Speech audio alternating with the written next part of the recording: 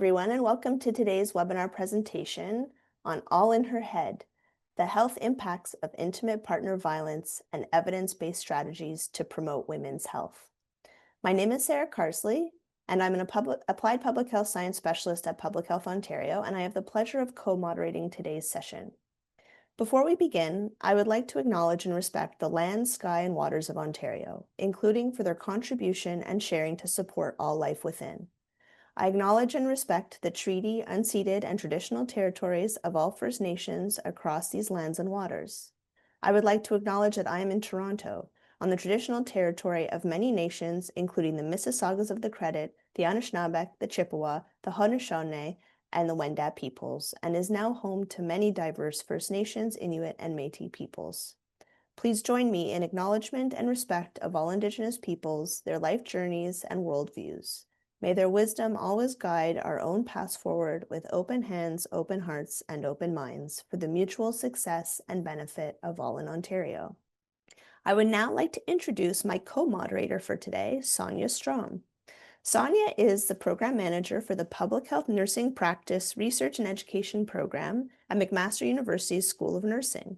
She supports project management, research, and knowledge translation, collaborating with public health nurses and managers in Ontario's Healthy Babies, Healthy Children program and Nurse Family Partnership home visitation programs. Over to you, Sonia. Good morning. Thank you for the introduction, Sarah. I'm thrilled to be here today co-moderating with you and representing the work of the PHN Prep team in supporting public health nurses, supervisors, managers, and home visiting staff in their work with families. And it is now my pleasure to introduce the speaker for today's presentation, Dr. Marilyn Ford-Gilboe. Marilyn Ford-Gilboe has a background in women's health and public health with over 30 years of national research on identifying, preventing, and reducing the harmful health, social, and economic impacts of intimate partner violence against women, particularly for those who face barriers to support. Her passion for strengthening health system responses to women who have experienced violence and inequity led to the development of iHeal, an effective health promotion intervention for women experiencing intimate partner violence that is now offered by public health nurses in 2 Ontario health units. So it is my pleasure to now hand it over to Marilyn.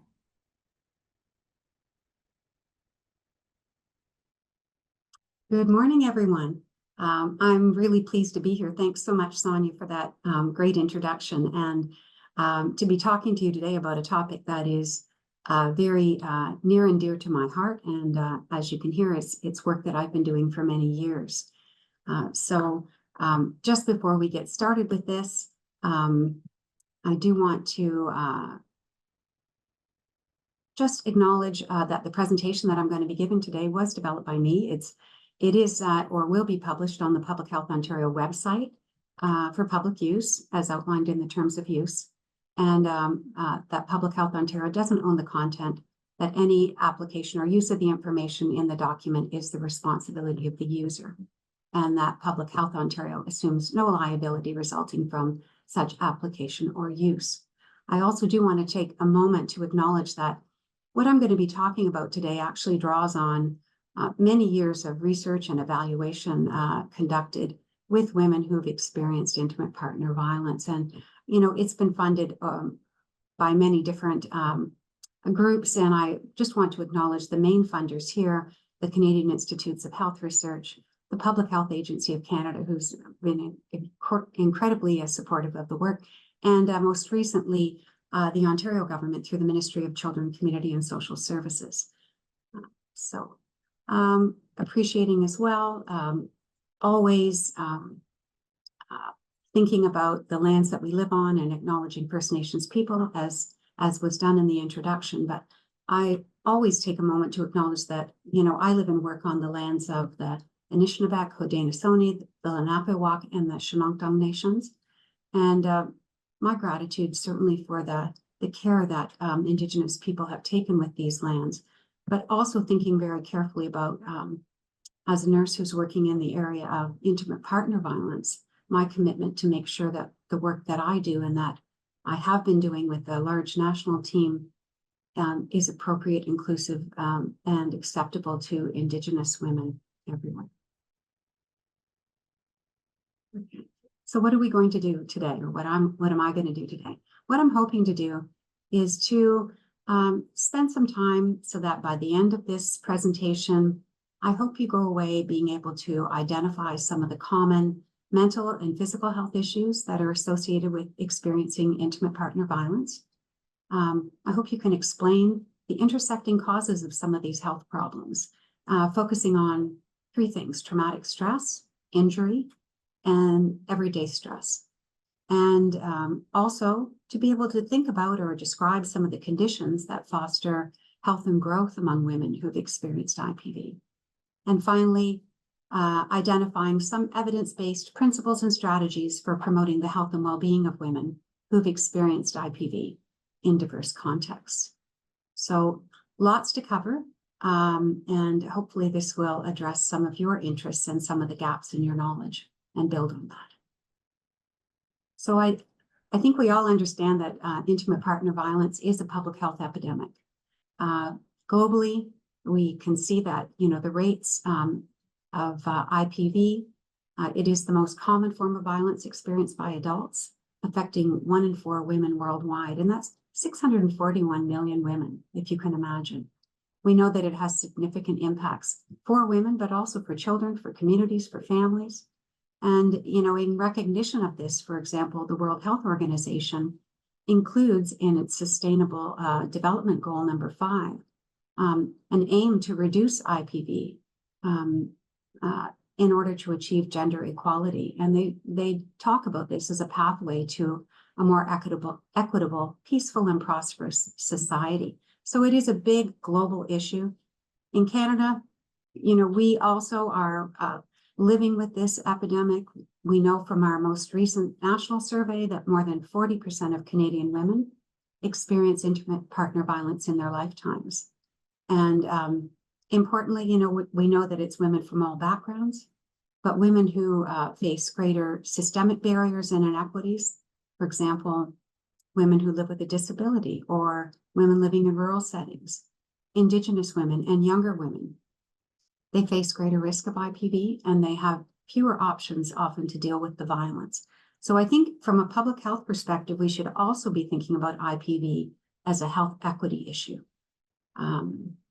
Preventing and addressing the harms does require many types of action on all levels, right from the individual level up to community and society. So all of it, and including in public health and in healthcare settings.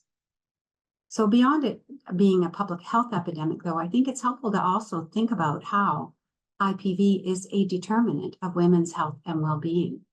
So these are some core ideas that I always think are good to think about in the beginning to sort of set the stage. And one of the issues is that, of course, the health impacts for women, they can be immediate. Sometimes those impacts are due to things like injury, but they also often develop over time. So thinking more about chronic conditions, that although I'm going to be talking about the research and what in general the trends are, of course, we know that the individual impacts for women vary. When you work with women clinically, where they fall within all of this is going to be an individual experience. And part of this also is because, not only related to the violence, but because women have differential access to the determinants of health. Importantly, at one time, much of the focus was on the impacts of physical or sexual violence on women's risk of poor health, but much of the research has shifted. And we now understand that psychological violence and coercive control, which I'll talk about more in a minute, can have effects that are just as strong as physical or sexual violence. So this is really important. All types of IPV are associated with an increased risk of poor health. Okay. The health problems that women do experience as a consequence of violence, they can be long-standing.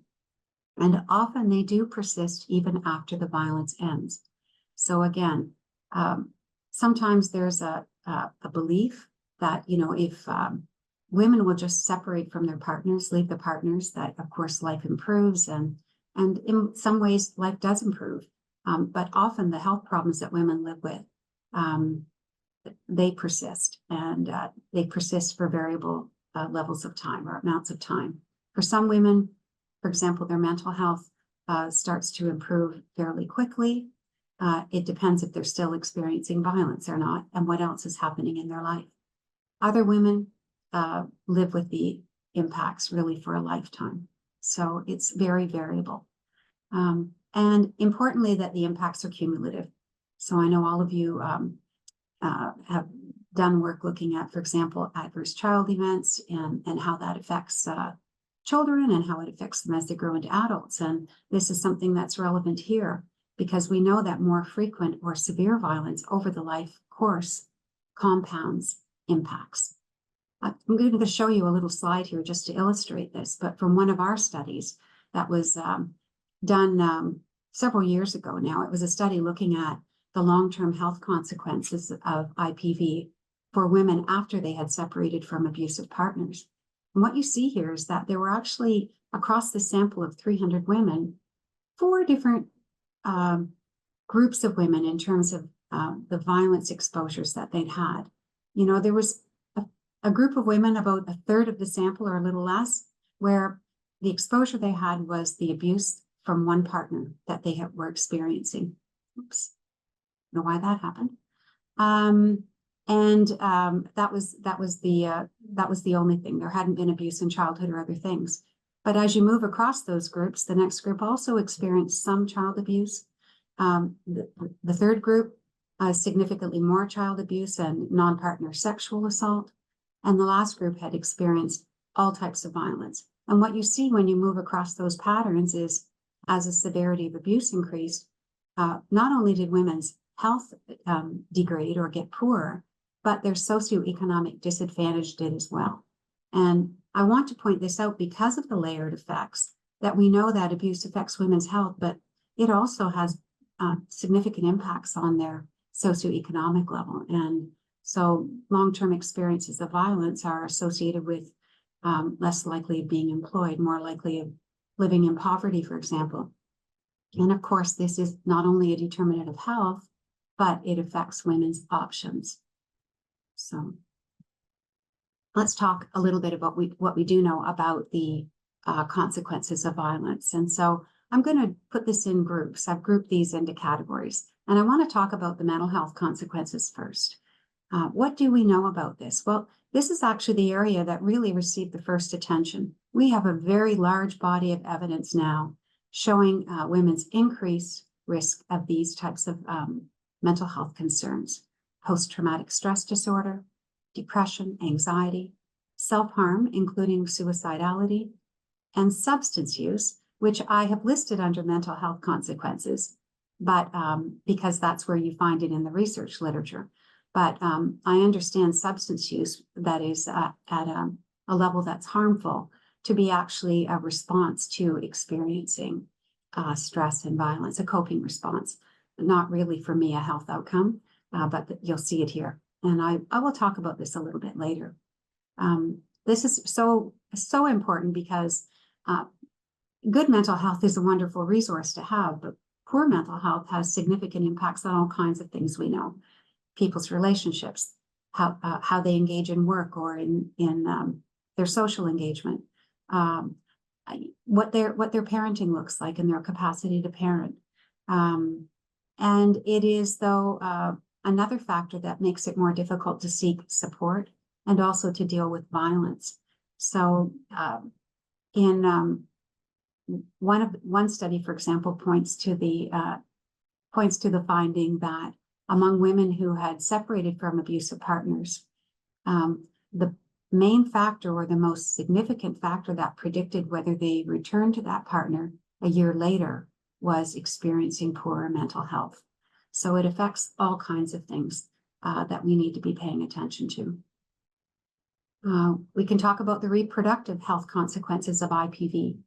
These will be things that I think would be very familiar to you if you're working with pregnant women and women with young children. But the reproductive impacts include lots of different things for different reasons. So we see things like frequent urinary tract infections, sexually transmitted infections, and HIV, increased risk of pelvic inflammatory disease, unwanted pregnancy or abortion. Some of this is because of reproductive coercion.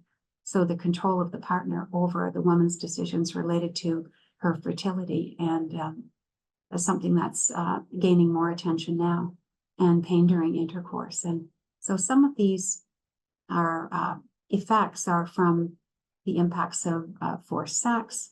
Some of the effects around STIs, for example, are often related to abusive partners having unprotected sex with other partners, and the consequences that come from that. And of course, pregnancy-related effects like an increased risk of miscarriage, preterm birth, and low-term birth, all really, really important issues.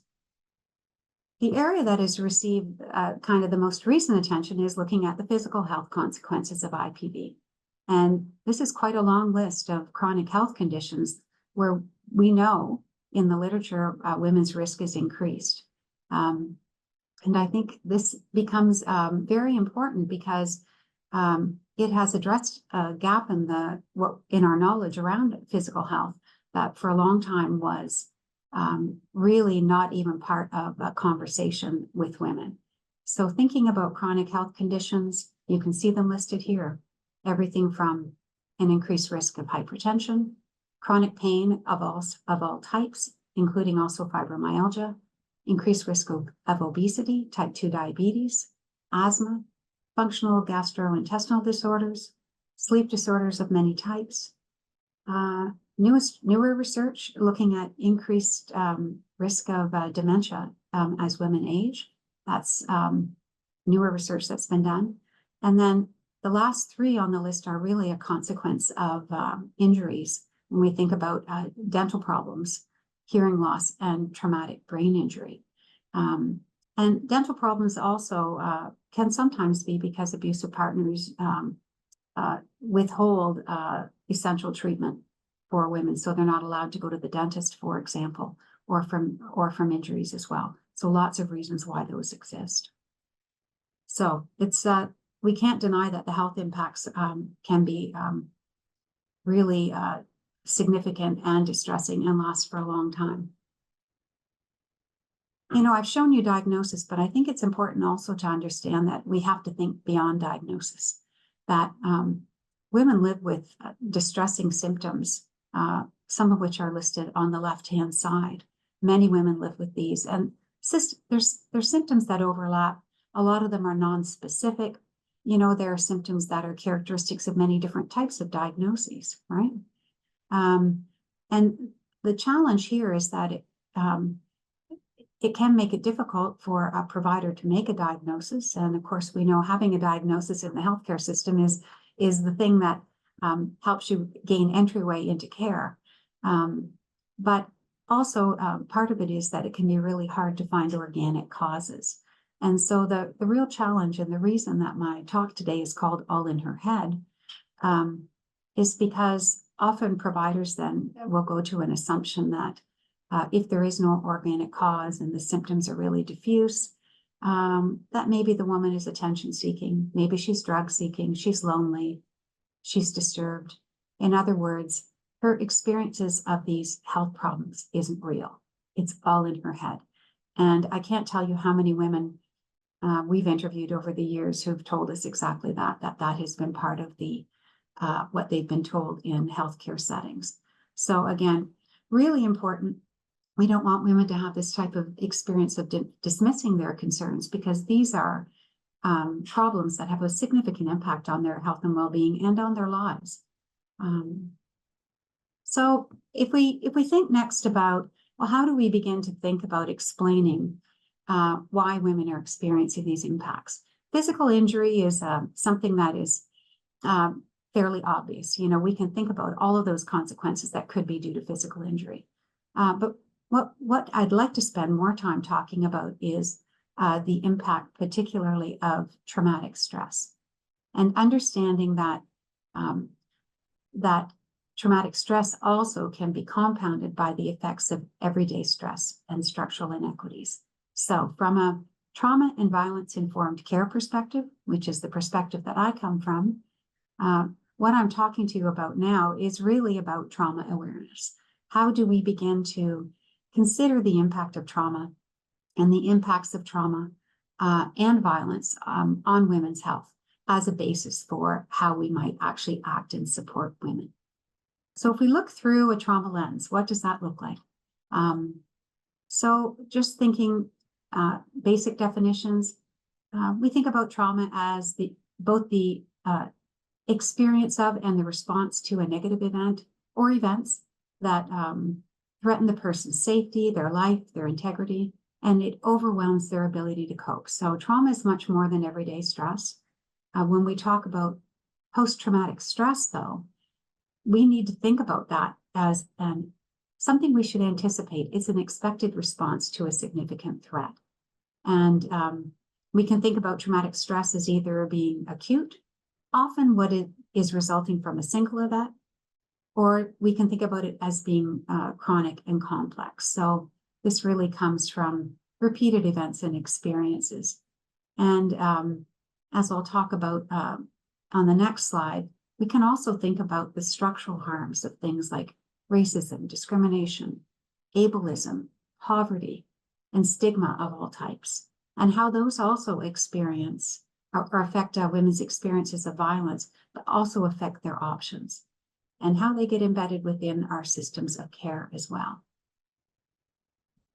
So examples of traumatic experiences, this isn't exhaustive. You could think of other things probably, but I point out that we're particularly interested in looking at interpersonal trauma because it is different than situational trauma, and you'll see intimate partner violence on this list. We also should be concerned with thinking about collective trauma, and so thinking about the historical and ongoing trauma that Indigenous peoples in Canada face related to colonialism and the impacts of residential schools that reverberate through communities and also have an impact on how they experience interpersonal trauma. It's a very common experience, which I think many of you will know, and I just put this visual up to kind of give you a sense. This is from the Global Mental Health Survey that looked at 6 different domains of traumatic events, and you can see that the colors on the left hand of the slide tell you what percentage of the population had experienced at least one traumatic event. And you'll see that it's very high. You know, the least common countries, the green color is less than 55% of the population. But the red is more than 70% of the population. And in that study, 23% of the total prevalence was due to intimate partner violence or sexual violence. And so this is a huge when you think about how common IPV or sexual violence is as a traumatic experience. You'll see the statistics for Canada. Canada wasn't part of the Global Mental Health Survey, but we do have some statistics from 2008 that found it's about 76% of Canadian adults have experienced at least one trauma in their lifetime. So what do we think about in terms of trauma responses? Well, these are the cues that we can all think about and pay attention to, cues that a person has experienced trauma and is experiencing post-traumatic stress. So these are also the same categories that of experience or symptoms that are captured in diagnosis of PTSD. So we think about re-experiencing the trauma, so intrusive or distressing flashbacks, nightmares, or recalling the event. And this typically happens, you know, the person has no control over it. It happens when it happens, even at the most inconvenient of times. That they may avoid places, people, or activities that are reminders of the trauma. And this isn't even always conscious. In fact, it's often not conscious. Increased arousal is one of the areas that many people think about when we think about trauma responses. So difficulty sleeping and concentrating, feeling jumpy and irritable, easily angered and easily triggered. So that kind of always being in this state of readiness, really with your engine revved up and ready to go and respond. But living in this way is extremely difficult for people. And then, of course, negative changes in mood and thinking, memory problems, negative beliefs, emotions, and the like. And as I said, these are the same, these 4 different clusters of symptoms are used to make a diagnosis of PTSD, where symptoms are lasting for more than 1 month, and where there's a significant impact on the life of the person. It does apply to children over the age of 6 and adults. And there has to be a combination of symptoms to be able to make a diagnosis. So, for example, there needs to be at least 1 symptom from, pardon me, the first 2 clusters, the re-experiencing and avoidance, and at least 2 from the arousal and changes in mood. I will point out that these types of symptoms don't always happen right after a person's experienced trauma. They can be delayed. And that many women who have experienced violence are never have a formal diagnosis. Some of them have these symptoms that don't also meet the threshold for a diagnosis, but they're still disruptive to their life. And so, you know, the diagnostic road is not always what is helpful, but can be helpful depending upon the severity of the symptoms that the person is experiencing and how much it disrupts their life. And for some, symptoms that they have of a trauma response can sometimes resolve on their own, especially if they are able to make changes that create a more stability in their life. So that becomes an important implication, I think, for nursing practice. I want to just point to the fact that, you know, I've been talking about trauma response, and so much of that early work came from studies of veterans in war. And when we think about IPV and other types of interpersonal trauma, there's been more discussion about this as a type of complex trauma that has particular features. So because interpersonal violence involves abuses of power and violations in trust, in relationships that should be safe, they're the relationships that are important to all of us. It can have really deep impacts that are different and that are more significant and more intensive. And so, you know, if we think about IPV and understand as well that IPV is, you know, a pattern of behavior that develops over time and often escalates, right? That it can include physical, sexual, or psychological violence from an intimate partner, past or current. And that it is, when I talk about IPV and this pattern over time, I'm talking about something that is more than conflict. Conflict in a relationship between a partner, you know, where fighting escalates to pushing or even maybe an assault, is problematic behavior. But if it isn't patterned behavior that is following this particular course, you know, that where it's escalating over time, and where it is driven by the abusive partner's desire to instill fear and self-doubt, to manipulate and degrade the person, and to trap them in the relationship. And that's really what I'm talking about when I speak about IPV. This pattern, this type of patterned experience of violence too, is what is associated with the most significant risks of serious harm or death. And so it really is something that we need to be paying close attention to. But of course, think about how different that experience is when you're in a relationship that should be safe, and when this abuse of power is something that is ongoing and chronic. And you will have seen probably some of these types of tactics of power and control before. I always include them because when you start to see the multiple ways that abusive partners can exert power and control and manipulate and degrade their female partners, we begin to understand why this type of experience can be so much of a complex traumatic event. So, you know, you'll see everything here, of course, from intimidation around things like using weapons or destroying property, using threats, which sometimes after there has been physical abuse, using threats is all that's needed. That physical abuse sometimes stops. And those threats are threats to harm, threats to leave, to take children and never return them, threats of self-harm. So anything that is part of that kind of manipulation of the woman to keep her engaged in that relationship. Social isolation is really important because, of course, we know that having social connection is a real protector of health, and yet women are often coming when they're experiencing violence or even after violence with very few social connections. And I mentioned economic violence earlier, the controlling the money, employment, running up debts and the like, as well as reproductive coercion, forcing or preventing pregnancy.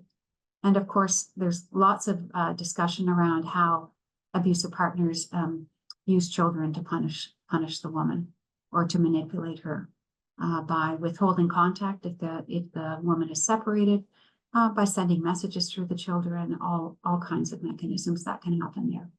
So you can see when you think about this, of course, and in your experience and practice, I think you probably are aware of situations where women are really experiencing this ongoing pattern and how it leads to them feeling in an unexpected way, fearful, alone, and trapped, often with really no place to turn. So in that context, we do see some additional features of more complex post-traumatic stress. So more difficulty regulating emotions. So, where you might have an impact on mood, here it's more persistent sadness, suicidality that for many women can be chronic. They live with thoughts of suicide almost every day. Feeling detached from your body or your thoughts. So what some people would call dissociation. I like to think about this as women talk about this as feeling kind of unsafe in their own body. So that it becomes uncomfortable or unbearable to be sort of aware of themselves as situated within that body. Difficulty trusting others is another important feature. Shame, guilt, stigma, and helplessness, and you can see how this is so connected to IPV, and a loss of faith, a sense of hopelessness and despair. So that complex form of post-traumatic stress really is at another level when this is what women are experiencing, and really impactful.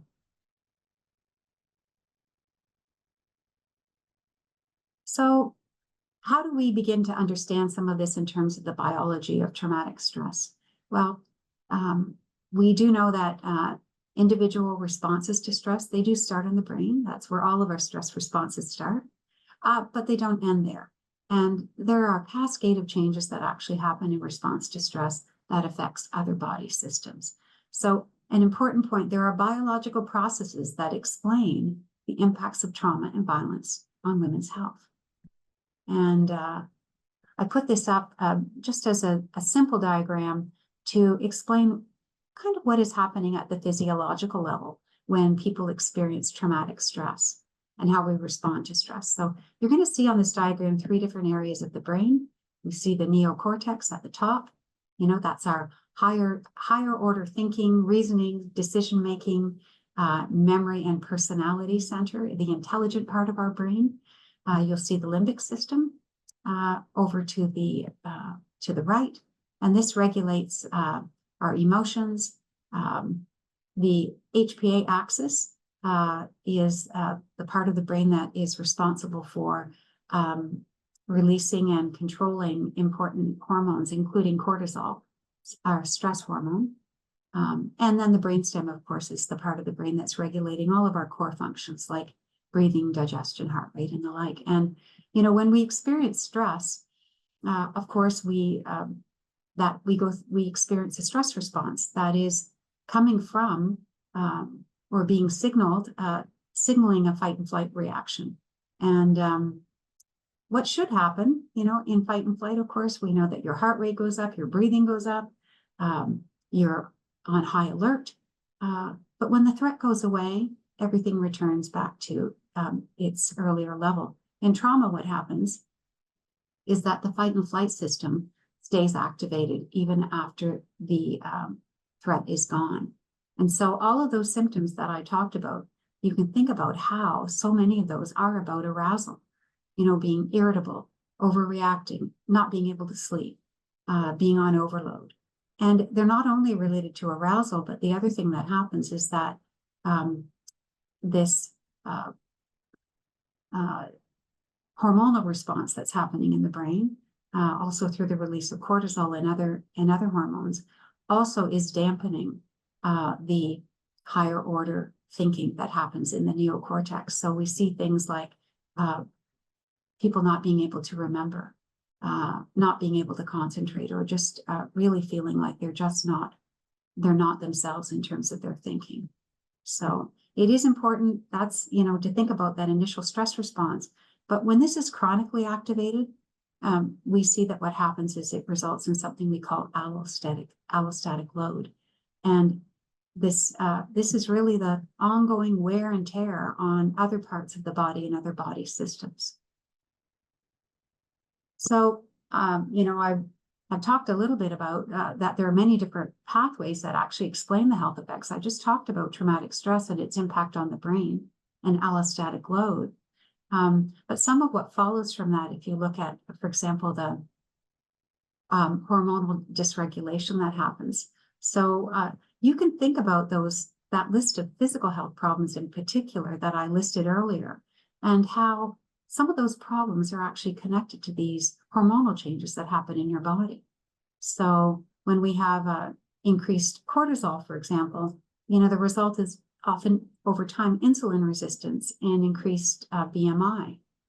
When we see that inflammatory responses in the body become heightened across many different types of body systems, inflammatory responses are the roots of many different chronic health conditions, including things like diabetes and hypertension. And what I didn't talk about is that the other thing that often happens over time is that there can be epigenetic changes. So changes in how genes are expressed or how they function. And that some of the newest research shows that those changes, if they happen to women during pregnancy, they can be passed on to the fetus and eventually to the child after birth. So that's very important line of work that's being done. And importantly, the other thing that we can see from some of this epigenetic research is that there's been research that shows that trauma in general, but IPV specifically, can increase cellular aging. And so what happens here is that the bodies of people who've experienced significant trauma are older than their chronological age. So think about this. I think about, women, for example, in their early 40s who are starting to develop chronic health conditions that we wouldn't expect until women are in their 50s or 60s or even older. And one of the core studies that was done here in IPV found that the biological age of women's bodies in a sample of women who had experienced IPV was about 10 years older than compared to women who hadn't experienced IPV. So again, all of these things have a biological basis as well. And of course, we always want to be considering that the traumatic impact of structural violence compounds these effects. So these are some of the things I talked about earlier, but racism, stigma, discrimination, collective or historical violence, these are also the types of experiences that produce stress responses, and they're another type of trauma. And so when we combine these effects with the effects of IPV, we would predict that the impact for women's health will be greater. And it's one of the reasons that we need to be particularly concerned with the impacts on women who live with both IPV and structural violence because of their greater risk. It is a priority group, should be a priority group for support. So where do we start going with this? Well, we also know from the literature, I bet you know from your practice that women are really good at seeking help for care for their needs, and we know that they are certainly seeking help in a really active way for dealing with violence. But the issue is that the violence isn't always identified, and sometimes their health problems aren't always identified, and that they also can face a lot of barriers. And These are barriers I don't have to tell you about when you're nurses in practice, because you will have seen them all. You know, some of them are particular to women experiencing IPV, but also other types of structural violence, so stigma and shame, for example. For women experiencing violence, when the violence is ongoing, fear of reprisal from the abusive partner is a factor. Worries about being judged or not believed. Mistrust, not just related to, I shouldn't use the word just, but not only related to, you know, perhaps the impact of the trauma, but because of their experiences in seeking help haven't always been positive. They worry about losing control. And that's a really important factor for women who've experienced violence, because the violence has actually robbed them of control. And so one of the things they're often seeking is some level of control. And then, of course, lots of other barriers, including not knowing where to start or what to expect.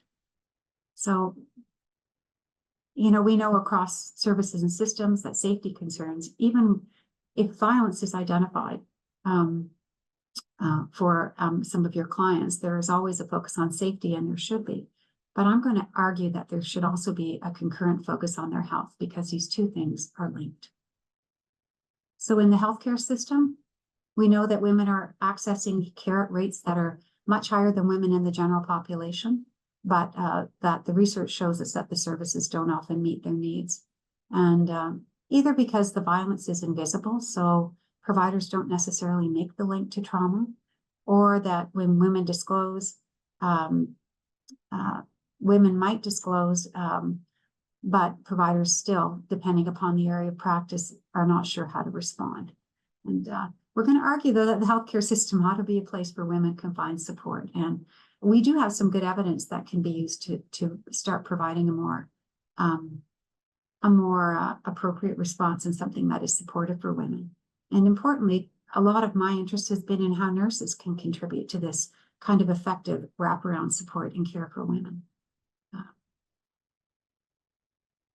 So where do we go with this? Well, I'm always going to go to trauma and violence informed care as the foundation for providing good care. It's the foundation providing good care for everyone, but it's especially important in the context of people who've experienced interpersonal trauma or violence, and in particular IPV. And so we have been focusing mostly on the first principle, understanding trauma, violence, and its impact on people's lives and behavior.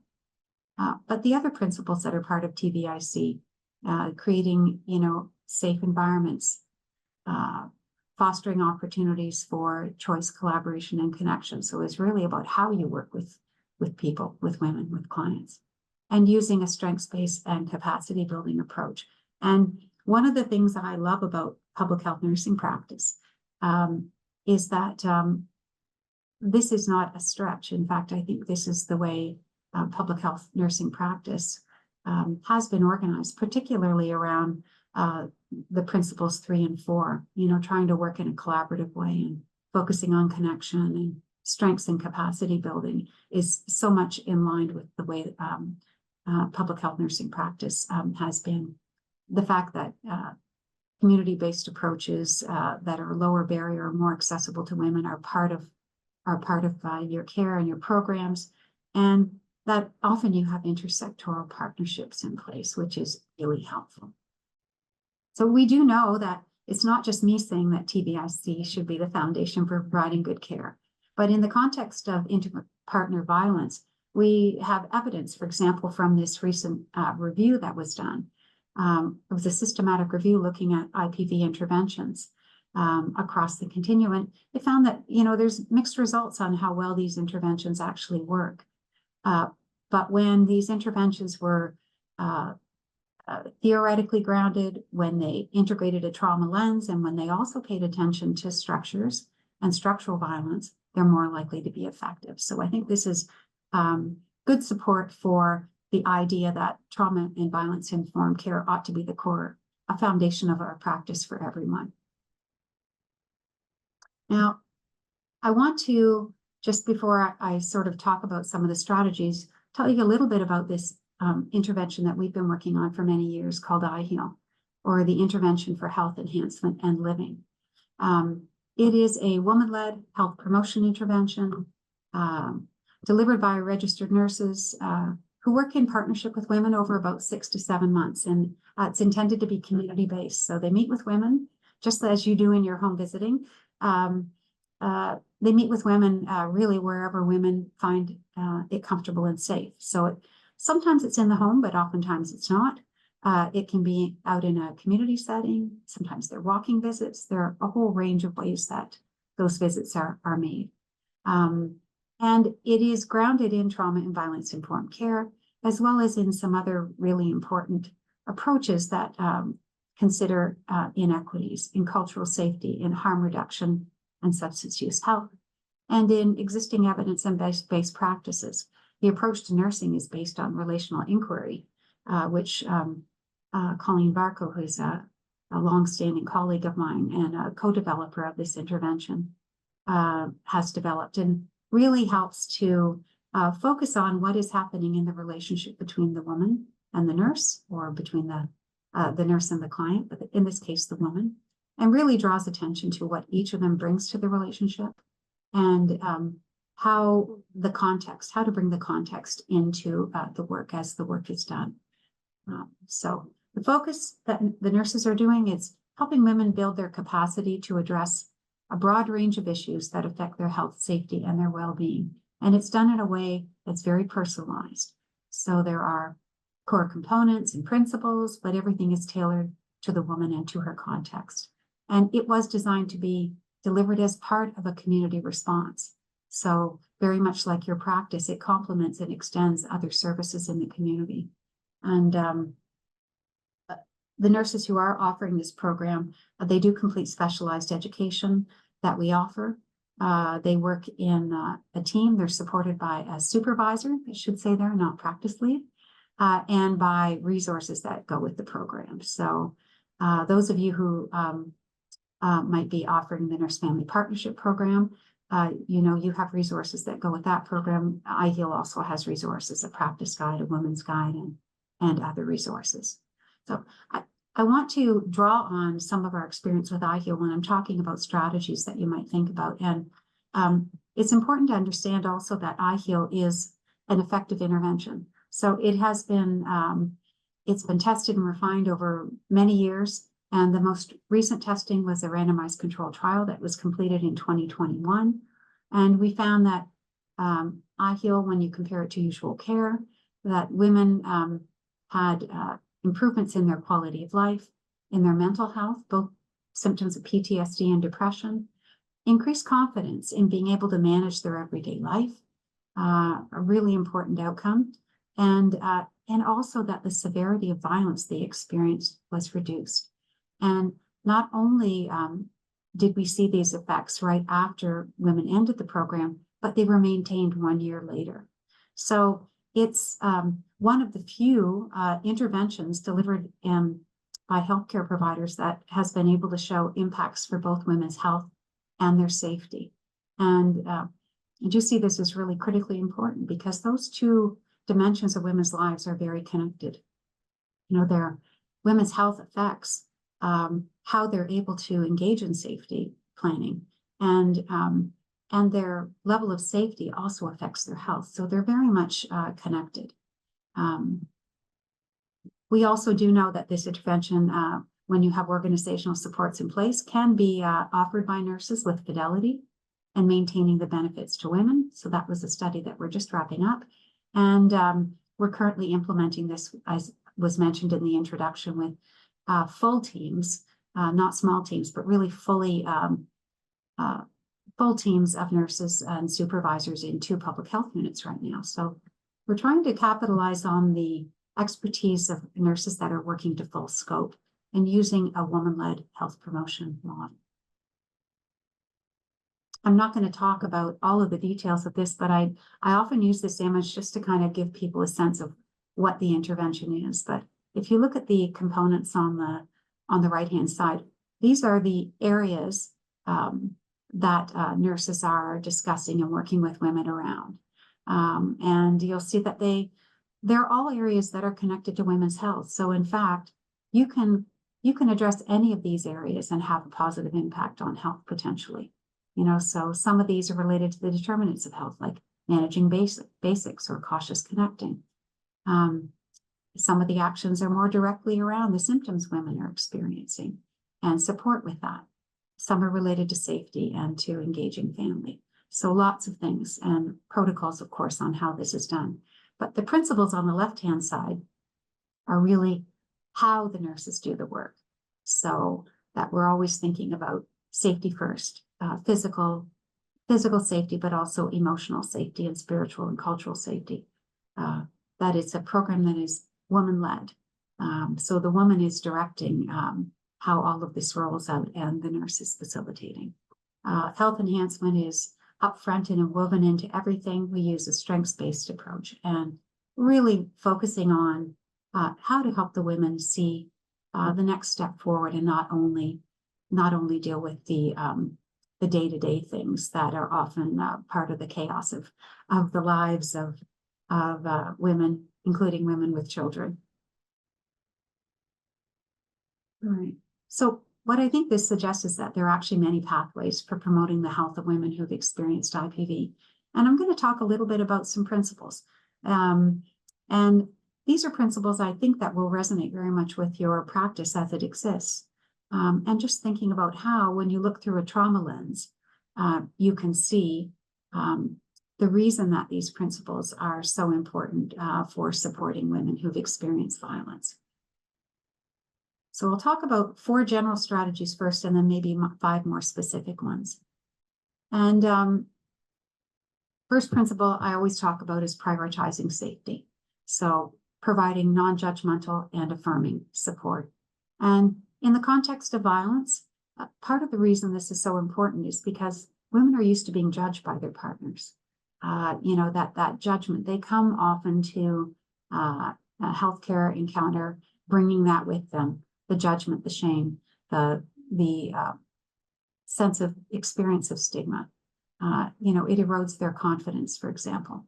And being able to actually have a place where they can talk about their experience, where that space is safe, is a way that they begin to make meaning of those experiences. And that this is one of the things that we know contributes to women's healing over time. And so, if you are a nurse, a public health nurse who has the real benefit of working with women over time in particular, this is something that can really be part of your practice. Strategies to continue or to consider for this. Let the woman know that you're open to whatever it is she wishes to share. So provide an opening for that. If she wants to tell your story, let her do it. Encourage her to do that, in fact. And really use your best listening, so that she can tell her story without interruption. Often women are wanting to tell someone who is safe, and sometimes you might be the first person she's told. This telling of the story is part of how the women begin to make sense of it. So she's not asking for you to fix the situation. Generally, she's sharing it because you're a safe person to talk to, and she wants and needs to talk about that experience. Acknowledge, of course, what she's been through, and acknowledge her expertise. It takes a lot to live through what women often are experiencing. And she has developed an incredible amount of knowledge and skill to be able to do that and to promote her safety and still care for herself and her children. Let her know that your support isn't conditional on taking action. So, many time women's experiences of support have come with conditions. This is what they've experienced in the relationship with their partner. It may be a tendency to really want to give her advice and suggest that she leave the partner or that she take another route. But it really needs to be on her terms. And this is partly about affirming support. And of course, I've been talking mostly about emotional safety, but also support physical safety. Physical safety isn't an afterthought, of course, but thinking about how do you in your practice make sure that you're ready to be able to assess her safety risks. For example, using something like the danger assessment or the brief version of the DA, if you haven't done the standardized training and education, how you can begin to talk with her about her priorities and start doing some basic safety planning and referral for her. And you will have pathways, of course, clinical pathways in your organizations that you can follow, but and probably receive some additional education related to some of these initial responses, particularly if you attended the last webinar that was done. So that's kind of number one. The second, prioritize the woman's confidence and control. This is kind of related to what I was talking about already, but because it's so important in the context of IPV, because abuse can rob women of that control and it really can erode their confidence. So I'm going to say to you as a general strategy, anything that you can do to help support the woman's confidence and control is something that helps promote their healing from trauma. So following the woman's lead. So again, this is something you likely do in your practice already, but how do you then think about it being even more important for women who have experienced violence or trauma? So strategies you already use, you're sharing your observations and you're asking her perspective. You're asking her what's important to her and where she'd like to start, tailoring the support that you provide to her needs, noticing and pointing out small successes, and offering any kind of support that will build confidence versus giving advice. So, the idea of doing with and then noting rather than doing for or advising. So women can come up with some of their own strategies and with your support. Helping create stability and connection. So, two of the things we know are really important determinants of health, are the physical environment that people live in and their access to economic resources and also their connections with others. And so, again, this is part of your practice already. But these are things that are not only determinants of health, but they are also conditions for healing and growth. And they also can help reduce the toxic stress that we were talking about that are related to inequities. So think about all the strategies you're already using, but in the context of trauma, there's even a greater reason for doing so. And supporting the woman to navigate barriers to needed resources. Again, this is so much part of really good public health nursing practice. You already know that women face barriers to support, including in the healthcare system. One of the things that I would ask you to think about from a trauma and violence informed perspective is, how is it that, for example, things like system navigation might be done or how referrals are made? And is it, a fairly straightforward process or is there a process of really knowing which services are likely to align with women's needs? Which ones are likely to be trauma and violence informed, to be flexible, to be low barrier? So not just any service, but the responsibility that we have as providers to know which services we are referring women to and what the women can expect there. Again, the things that you already do in your practice, offering information about options, coaching women and supporting them to be able to ask for what they need. Often women feel when they've experienced violence or trauma that they are a burden to others, that they don't deserve the support that they might be able to receive. And so, really helping to make sure that women feel comfortable and confident going into those visits, for example, if it's with another healthcare provider. And then practical support, of course. Sometimes that could be reminders, specifically if women have concentration or memory problems, thinking about warm referrals. They may not want to actually follow up on a referral because they just don't feel comfortable in the setting. So how can you help create a handoff or a warm referral to that to another organization, or even arrange for someone else who they feel comfortable with to go with them to that appointment? And then, of course, advocating with the woman when services are unresponsive and or harmful. This is something I think we probably don't do as much as we should in practice. And yet it is also part of helping the woman regain her voice and her control and being able to advocate for herself over time. There are some more specific strategies I would suggest related to women's health and well-being. And, you know, in the context of the work that you do, there may not be a particular focus on women's health. And if that is the case, thinking about how do you create an opening to discuss the woman's health and well-being. So, you know, really intentionally building that, for example, into home visits that can often really focus very much on pregnancy or on babies or on children, and a really important focus. But how can you make sure that you're intentional about asking in every visit how she's doing? You know, you've been through a lot.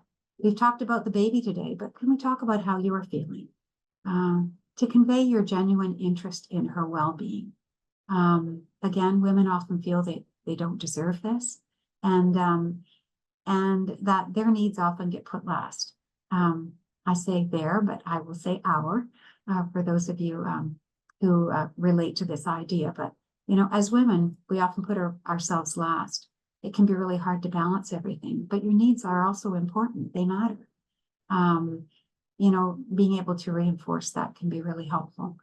And, you know, just engaging women's interest around their health and well-being, if that isn't part of what you're normally discussing. So, you know, you mentioned that you're looking forward to getting outside more as the weather improves. So what do you most want to do? So thinking about where are their entry points where you can engage her interests around her own health and well-being, and not only around her responsibilities for caring for others, which is kind of the social norm that we expect of women in this society.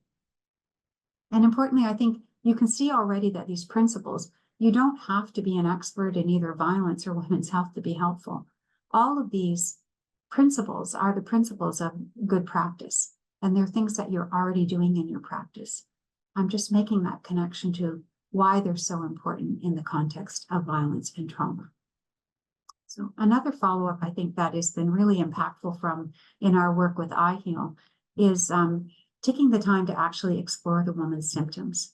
And this is an example of a tool that we use in iHeal that the nurses use called the Common Health Problems Checklist. And the symptoms that are on here actually come from research that we did with women around symptoms that women who have experienced violence often experience that are very common, less common but important, and not very common but still important. So they vary in how often they tend to occur. But we have the nurses sort of use this tool to open up a discussion about the types of symptoms women might be experiencing. So you can think about in your own practice when you're observing something. For example, in this example, you notice that the woman's moving very slowly and seems to be favoring her back. And that can be an opening into saying, you know, that many women who experience violence live with health problems that can really affect their lives. And is this something you would like to look at? Pardon me.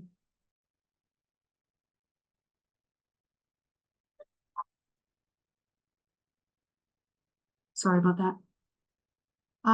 And when the nurses are using this particular tool, what they're doing is also then following up to ask the women to look at these particular symptoms and ask which ones are actually concerning to them, which ones interfere with their life, and how important each one of these things might actually be. How are you managing? What would you like help with? How can I assist? So thinking about how you use, you know, really good nursing process to delve into and explore in more detail what the woman's experience of these health concerns might be. And it has been in iHeal one of the things that really for some women they're really surprised to learn about the relationship between the violence they've experienced and their health. And it becomes really important because, again, as I said before, they've often been told that their concerns aren't real, or they feel like, you know, maybe that they need to hear a message that these concerns are real. And it's not something you've done or something you deserve. It's an impact of, it's likely partially at least an impact of the violence that you've lived through. It's also an entry point then to think about how can you start to build women's capacity for self-care, to begin to access what she can do on her own and what she might be able to access in the healthcare system, including, whether, for example, referrals to healthcare providers or some support with navigating the healthcare system might be important to them. And then thinking about really practical strategies for managing distressing symptoms. And I put some examples here of practical strategies that, again, you may be already using in your practice, but that are things that we have found in our work that women find to be, many women find to be quite helpful, but that aren't always a routine part of every type of nursing practice. And you will know about grounding exercises and how useful those can be for managing anxiety. This is something that can be done anywhere, something really easy to teach and reinforce.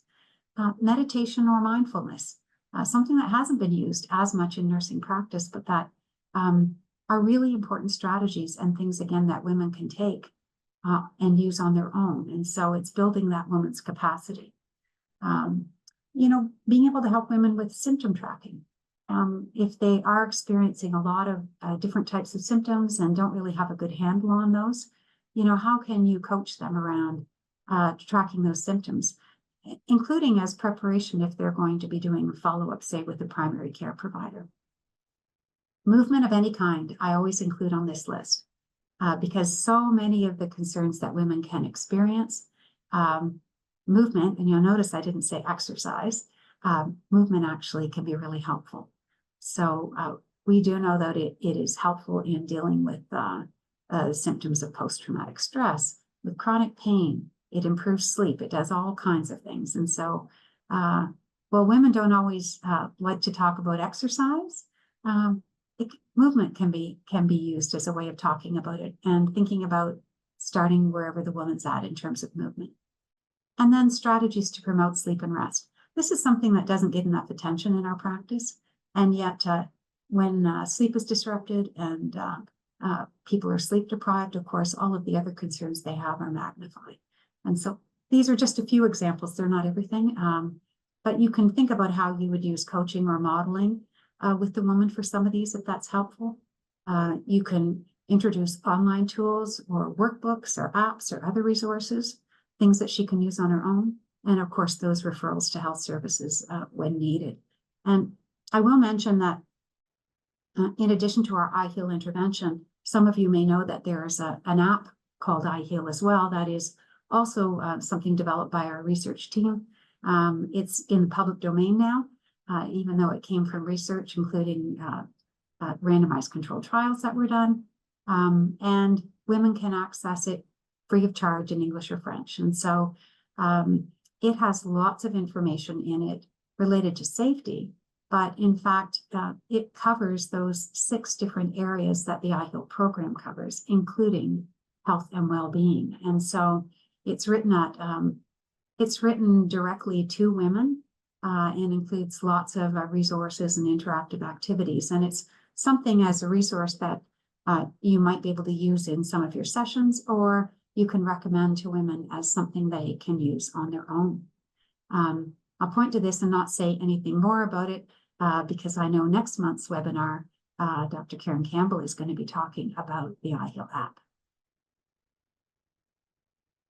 2 other things that I just want to focus on before I wrap up. And one of them is I wanted to talk a little bit about recognizing and responding to potential traumatic brain injury.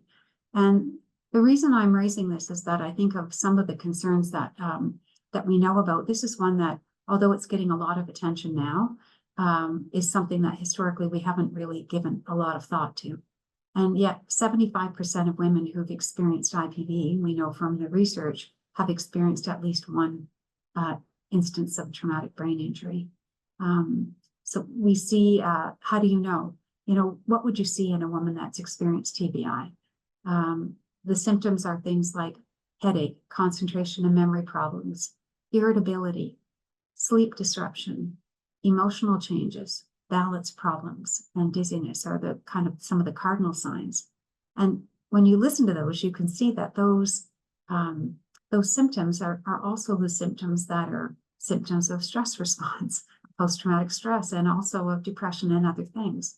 And so one of the challenges is that this traumatic brain injury can often be mistaken for either the distress of abuse or for other types of mental health concerns. But if it's not identified and treated, it can have long-term consequences. So because you're in your practice, if you're working primarily with women, when we know what the rates of IPV are, we know there are probably women who you're working with who have experienced traumatic brain injury. And there are lots of practice considerations here. But, the immediate action is, of course, we all need to know what the symptoms of TBI are. And if we identify those symptoms, to be able to make sure that there's a proper assessment done and a follow-up if the woman's been assaulted. Okay, so that can be, a physical assault that involves the head or neck, or importantly, particularly if the woman has been choked, because we know that choking or attempted strangulation also can contribute to or has the same types of effects in terms of TBI. So this is important. This may not be something that you're doing, but you could in your practice find out that a woman's experienced an assault when you have a visit or a meeting and identify these symptoms. And if it happens, it does mean that the follow-up is that that woman needs to be connected to a provider that can do a full assessment, and she needs to be followed up. Longer term, you may have women who've experienced traumatic brain injury who you're working with, and the types of things that you would experience or expect would be things like that the woman might not be able to focus or take in information. She might give you an inconsistent story. That she might be distracted or have a difficulty following instructions. She might need more prompts. Be ready for that. And mental health assessment here becomes very important because there's a strong connection between TBI and mental health concerns. So that is another follow-up action. And if your organization does not have a protocol for follow-up, identification and follow-up of potential traumatic brain injury, and you're working with women, I suggest that that is something that would be very important to do. There are lots of existing protocols, so you don't have to reinvent the wheel. You could adapt one from another organization, but it is something that's important. The other thing I'm going to just briefly touch on, and before I finish, is the idea of adopting a substance use health approach. So, women who have experienced IPV are, at greater risk of using substances at levels that are harmful. But a lot of the approaches that we've used around substance use and substance use treatment, really pathologize and stigmatize. And one of the newer approaches is this notion of substance use health. And it really focuses on having to understand that everybody uses substances. I got up this morning and I had a really strong coffee, and that's one of my substances of choice. But that substance use we can think about it ranging from no use at all to, really heavy substance use at a level where it's really having an impact on the person's life. And that we think about substance use not as an addiction or a disease or a moral failing, but as a learned way that we cope with pain. And that really does position things differently. So in this approach, we're working with people on their own terms, encouraging positive change, but without judgment or punishment. We're trying to remove barriers to care, improve access to the determinants of health. We're going to watch our language, all of these things. And I'll give an example. We use this approach in iHeal with women. And this means that, for example, if women are using substances heavily, it doesn't become part of the work that that the nurses are doing with women unless the women identify it as a priority. But in spite of that, we see that in our analysis, women using substances heavily benefit from the intervention as much as other women. And this is sort of in the context of discussions around women who are using substances heavily, maybe not being ready for programs. I think we have to really be critical and challenge some of that thinking, and think about how adopting this type of approach might be more beneficial and supportive for women over time. So I'm going to stop there. I will just say that, we have lots of evidence on which to base really good strategies to promote the health of women and who've experienced violence.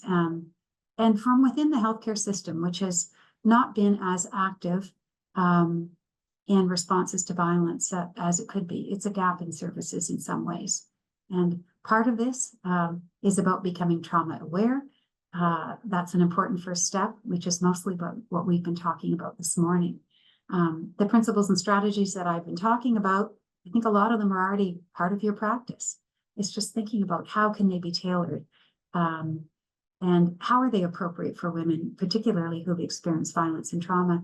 And they can be tailored to different types of programs and specific groups of women. And thinking about how do we take this and integrate attention to the health of women within the work that we do every day. So I am done there, and I will turn it back over. Thank you, Marilyn, so much for this important talk on the impacts of trauma and violence on women's health. You've really provided a deep understanding and expanded on, our last webinar that we had, especially related to some of those common indicators of intimate partner violence that public health nurses can be sensitive to in their work supporting pregnant women and those with young children. And thank you for talking about IHEAL and those practical strategies for working with women who experience IPV and trauma. And thank you for plugging our next webinar as well, which I'll just mention the date. It will be on November 12th from 9:30 to 11, Dr. Karen Campbell. And the title of that one will be Digital Support in IPV Care, Exploring the IHEAL app. So we will learn more about the IHEAL app during that time. So we are now going to move into the question and answer segment. And answer some questions from our live audience. So for those of you who are watching, please take some time to enter your questions into the Q&A pod. I'm going to start, Marilyn, by just asking you a question. At the beginning of, before we got started today, I was kind of mentioning to you that nurses in the Healthy Babies, Healthy Children and Nurse Family Partnership programs, many of them are being trained up in the use of psychotherapeutic skills drawn from CBT. In teaching clients how to use those skills. So I was wondering if you could maybe talk a little bit about how you imagine this could be used to address some of those secondary symptoms that emerge because of the ongoing stress, trauma, or untreated primary effects of intimate partner violence, and maybe thinking especially of how this approach might help to improve equity or access to care for women. Yeah, thanks, Sonia. That's such a good question. And I was so happy to hear in our discussion that this is actually being done, because there are a lot of aspects of, I'm going to sort of back up. I think it's interesting how as nurses, we have developed as part of our expertise, as part of our scope of practice, really strong ways of developing relationships and of engaging in really good communication and active listening and working with people in a reflective way. And, we don't use the language in nursing very often of counseling. And yet many of those skills that we have that are about how we relate to our clients are actually similar to those characteristics of good counseling. And so I'm just going to say that first, because I think that nurses already have the foundation through the skill and the expertise they bring in developing strong therapeutic relationships. It is the foundation of all practice, and particularly important, I think, in public health. The second thing, though, is I'm really excited to hear about kind of the additional training, because I think we don't always spend that much time focusing on how we can have some additional skills that we can use that can help build the capacity of women who've experienced violence. And so, things like mindfulness, for example, and meditation are things that haven't necessarily been part of the routine practice of nurses. And yet there are things that women are already encountering out in the world. And some of them pick these things up and try to use them on their own, and some with great success. But it seems like in a health promotion framework, when we know that there are these tools, these techniques that can be helpful, that it should be part of what nurses can bring to the table. And so I'm really happy to hear that that's being done. I also think that this is an example of areas where there are lots of good resources available and that are available to everyone at no cost. And so how can, with some coaching and development from a nurse, if a woman is interested in developing some mindfulness practices, how can the nurse who has an ongoing relationship check in with them on that? How's that going? That kind of opportunity is really important, and it doesn't happen everywhere. In fact, the nurse may be the only person in that woman's life who's doing that ongoing check-in. So important, because these practices take time to develop. And I do also think that it is pointing people to other resources they can use, like really good free apps, for example. We don't do that much of that in the iHeal app, but there are other mindfulness apps that are fabulous and they're free. And, how do we use and leverage technology in ways that actually reduce barriers to support for people? Because the mental health supports, unfortunately, are still hard to access in our system, and if you don't have resources. And so how do we begin to make sure that we're not that we're addressing those barriers in some way? And it's a really important reason why public health nurses should also be integrating this. It's part of addressing health equity, which I think is a really important foundation of public health practice. Thank you, Marilyn. So I'm going to read some of the questions that have come in through the chat. The first question is around how can public health nurses get access to the iHeal nurse education modules? Might be a more complex answer. No problem. Right now, the modules themselves are not open. So the way the iHeal program works is that organizations come on board, and we work with organizations first to make sure that they have the structures in place for nurses to be successful in running the program. And so we're just at the point of starting to expand the program. So you can't get access to the modules yet. But as we start to expand, if your health unit brings that on as a program, that would be a possibility for the future.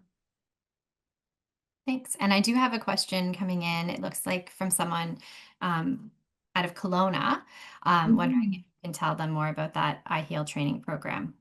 How many hours, format? Yeah, for sure. Again, it's done. It's about 60 hours of initial education.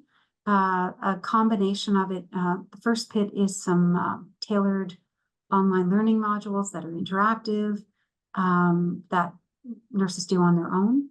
And then the last part of it is face-to-face intensive education sessions that are done with members of our iHeal education team. And so those sessions, we like to be able to do them in person. In fact, the last set we were able to do in person, and it was wonderful. It's over about 6 days full time. And then, of course, to help kind of support the practice development of the nurses over time, they also, once they're offering the program, they're connecting with a supervisor, often weekly to start with, but at least monthly. It involves reflective supervision with the supervisor. And they have a connection with their team to do problem solving, and they take part in a community of practice that's once a month. So it's many different things. It's not sort of, the initial education is the foundation to get started. And then, of course, there's ongoing support for practice development. Excellent, thanks. And I've answered this question already in the chat, but I see it's come up again, so I will share. So what two public health units are implementing the iHeal model I believe, I hope I answered it correctly. It's Southwestern Public Health and Middlesex London Health Unit, right? Correct. Yes. Yes. And it's, again, it's sort of a short-term offering, because it's being supported from funding through the National Action Plan on Gender-Based Violence for 2 years. And so in the meantime, we're right at the point of trying to expand and scale up across other health units. So we hope that if that's something you're interested in, we'll hear from you. Great, thanks, Marilyn. And anything to share in terms of feedback you've received, like from those health units? I think maybe one has been doing it a little bit longer than the other. Yeah, for sure. I mean, just in terms of the experience of the nurses, wow, I'd love to have them on here to talk about their practice. It's pretty remarkable what they're able to do with the women. The Middlesex London Health Unit also was part of the feasibility study that we did. So we were implementing this program in public health, but also in a primary care setting in New Brunswick and in an Indigenous healing cooperative in BC. So we think it's possible for the model to be embedded in different types of community-based organizations. And so that is also part of our discussion. Public health has been really quite an ideal context for a lot of reasons, including how aligned many of the practices and ways of thinking in public health are with the iHeal program. Thanks, Marilyn. And a question that's coming in regarding the training program is, do you have resources for supervisors to support their team embedded within the program? We have some, but not enough.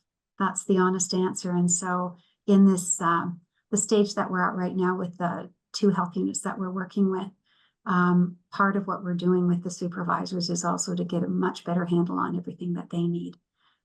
So we have more resources for organizations to help them prepare and to do the planning process so that the program is rolled out with fidelity. But we're still looking at the supervision issue. And I think one of the issues, one of the things that we've been doing, I've been working with 2 graduate student who is on our team, and also the supervisor at Middlesex London Health Unit, to actually do a review and look at best practices for supervision in the area of IPV, nurse supervision in particular, because to be quite honest, there hasn't been as much attention given to this as there needs to be. And we really want to be making sure that we're pulling on what we know is based on evidence, and that we're creating something that's also feasible and helpful. So that will be coming, I think, also that review in the next 6 to 8 months. Wonderful. Thank you, Marilyn. And I'll welcome Sarah back to close off the session. Thanks again, Marilyn. As we wrap up today's webinar, I'd like to thank Marilyn Ford-Gilboe for presenting and Sonia Strom for co-moderating. And of course, a special thank you to everyone who joined us for today's webinar. You can expect to receive a brief and anonymous survey for today's session. Please try to complete this to help us improve our programming. Thank you and have a wonderful day.